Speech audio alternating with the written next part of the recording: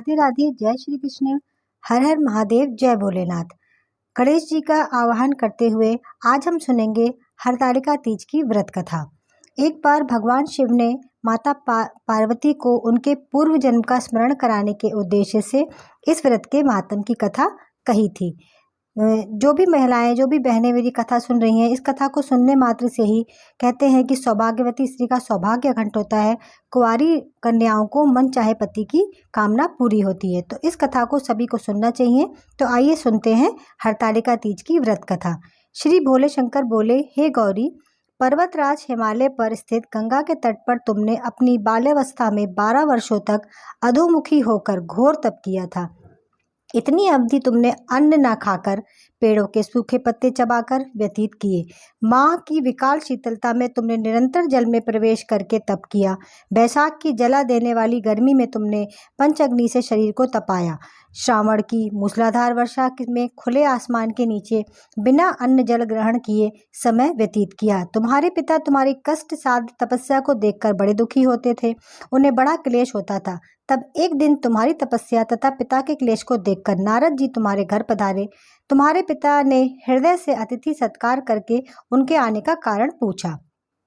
नारद जी ने कहा, गिरिराज, मैं भगवान विष्णु के भेजने पर यहाँ उपस्थित हुआ हूँ। आपकी कन्या ने बड़ा कठोर तप किया है। इससे प्रसन्न होकर वे आपकी सुपुत्री से विवाह करना चाहते हैं। इस संदर्भ में आपकी राय जानना चाहता हूँ। नारद जी की बात सुनकर गिरिराज गद्द हो उठे। उनके तो जैसे सारे क्लेश ही दूर हो गए हों। प्रसन्नचित होकर वे बोले, श्रीमान, यदि स्वयं विष्णु मेरी कन्या का वरण करना चाहते हो तो भला मुझे क्या आपत्ति हो सकती है। वे तो साक्षात ब्रह्मा है। हे महर्षि, यह तो हर पिता की इच्छा होती है कि उसकी पुत्री सुखी रहे और उसके पति के घर की, अपने पति के घर की लक्ष्मी बने। पिता की सार्थकता इसी में है कि पति के घर जाकर उसकी पुत्री पिता के घर से अधिक सुखी रहे। तुम्हारे पिता की स्वीकृति पाकर नारद जी विष्णु के पास गए और उनसे तुम्हारे ब्याह के निश्चित होने का समाचार सुनाया। मगर इस विवाह संबंध की बात जब तुम्हारे कान में पड़ी तो तुम्हारे दुख का ठिकाना न रहा। तुम्हारी एक सखी ने तुम्हारी इस मानसिक दशा को समझ लिया और उसने तुमसे उस विक्षिप्तता का कारण जानना चाहा। तब तुमने बताया कि मैंने सच्चे हृदय से भगवान शिव शंकर का वरण किया है, किंतु मेरे पिता ने मेरा विवाह विष्णु जी से निश्चित कर दिया। मैं विचित्र धर्म संकट में हूँ। अब मैं क्या करूँ। प्राण छोड़ देने के अतिरिक्त अब कोई भी उपाय शेष नहीं बचा है। तुम्हारी सखी बड़ी समझदार और सूझबूझ वाली थी। उसने कहा, सखी, प्राण त्यागने का इसमें कारण ही क्या है। संकट के मौके पर धैर्य से काम लेना चाहिए। नारी के जीवन की सार्थकता इसी में है कि पति रूप में हृदय से जिसे एक बार स्वीकार कर लिया, जीवन पर्यंत उसी से निर्वाह करें।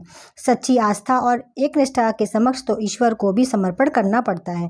मैं तुम्हें घनघोर जंगल में ले जाती हूँ, जो साधना स्थली भी है और जहाँ तुम्हारे पिता तुम्हें खोज भी नहीं पाएंगे। वहाँ तुम साधना में लीन हो जाना। मुझे विश्वास है कि ईश्वर अवश्य तुम्हारी सहायता करेंगे।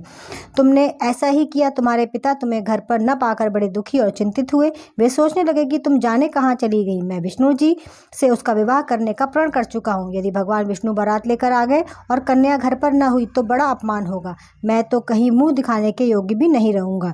यही सब सोचकर गिरिराज ने जोर जोर से तुम्हारी खोज शुरू करवा दी। इधर तुम्हारी खोज होती रही और तुम उधर अपनी सखी के साथ नदी के तट पर एक गुफा में मेरी आराधना में लीन थी। भाद्रपत्र शुक्ल तृतीया को हस्त नक्षत्र था। उस दिन तुमने रेत के शिवलिंग का निर्माण करके व्रत किया। रात भर मेरी स्तुति के गीत गाकर जागी रही। तुम्हारी इस कष्ट साध्य तपस्या के प्रभाव से मेरा आसन डोलने लगा। मेरी समाधि टूट गई। मैं तुरंत तुम्हारे समक्ष जा पहुंचा और तुम्हारी तपस्या से प्रसन्न होकर तुम्हें वर मांगने के लिए कहा।